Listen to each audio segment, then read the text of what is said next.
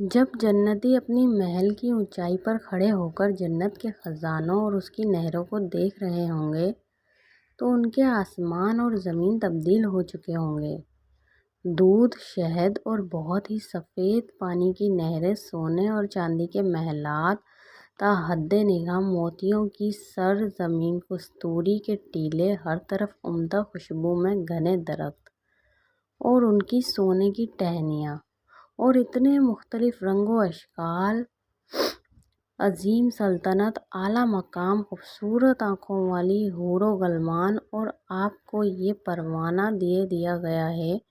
کہ اب آپ ہمیشہ جوان رہیں گے، کبھی بھی بوڑھے نہیں ہوں گے، ہمیشہ تندرست رہیں گے، کبھی بیماری نہ ہوگی، ہمیشہ زندہ رہیں گے، کبھی آپ کو موت نہ آئے گی، ہمیشہ خوشیوں میں رہیں گے، کبھی غم نہ دیکھیں گے۔ اپنے اہل و عیال میں سے جسے آپ کھو چکے ہیں، اللہ جل شانہ آپ سب کو وہاں اکٹھا کریں گے،